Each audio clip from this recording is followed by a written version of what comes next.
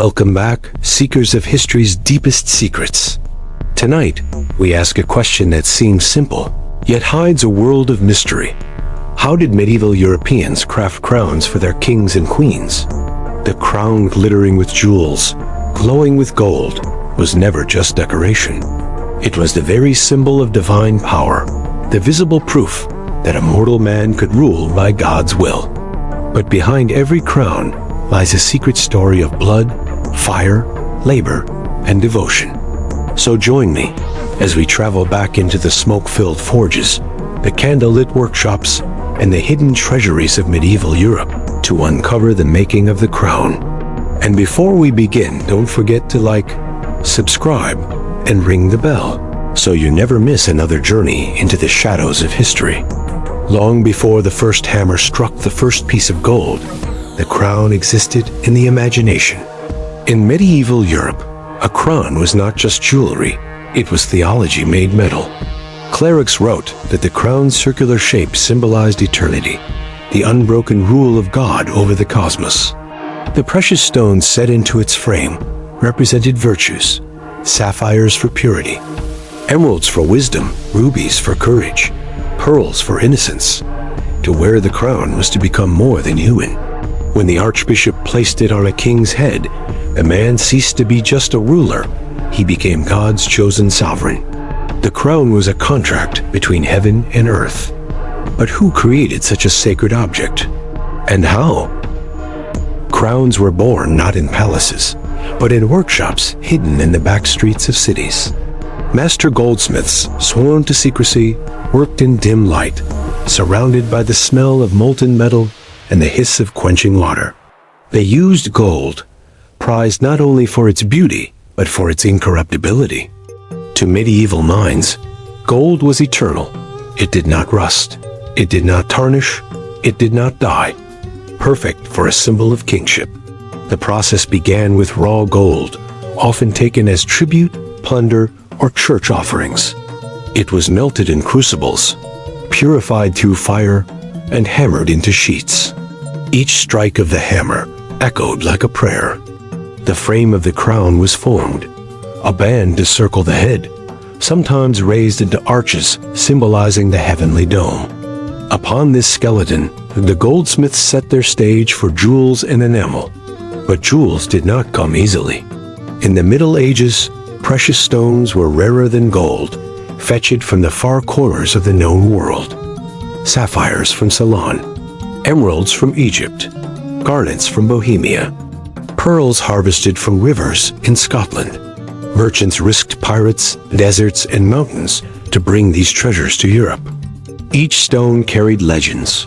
Emeralds were said to shatter if the wearer was unfaithful. Rubies glowed with the fire of life itself. In the goldsmith's hand, the stones were cut, polished, and set with delicate claws. Their colors caught the candlelight, turning the crown into a cosmos of light.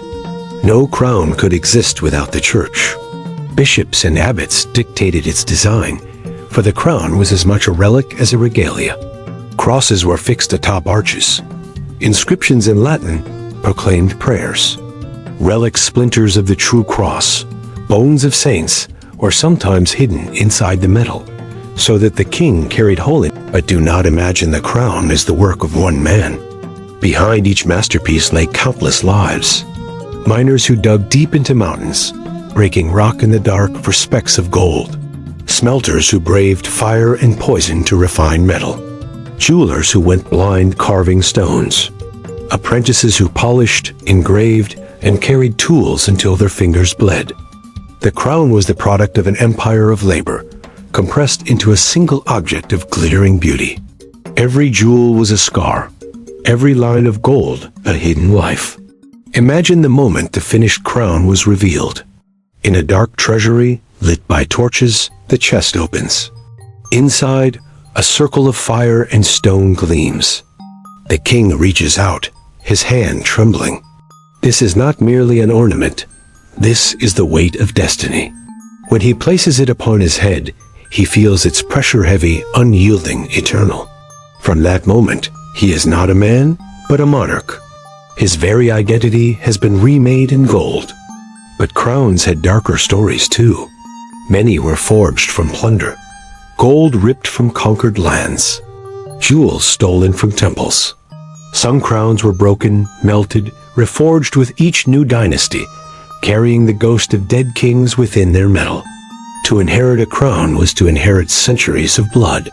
And sometimes, crowns vanished stolen in raids, hidden in wars, buried in secret.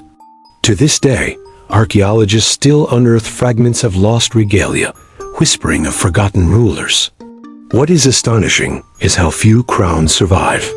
Fire, theft, war. Most regalia of the Middle Ages is gone. What we see in museums today are fragments, reconstructions, survivors of centuries of chaos. And yet, when we gaze upon them, they still glow. The gold has not tarnished. The jewels still shine. They whisper across time of hands long dead, of kings long buried, of prayers long faded. Closing reflection. So now you know, the medieval crown was more than an ornament. It was a world of belief and labor compressed into a circle of gold. It was fire, sweat, blood, and prayer. It was heaven made visible. Next time you see a crown, do not just see beauty. See the miners, the merchants, the smiths. See the saints and the sinners. See the story of power itself, hammered into metal and stone. Because in the end, a crown is not just worn. It is borne by centuries of hands and by the weight of history itself.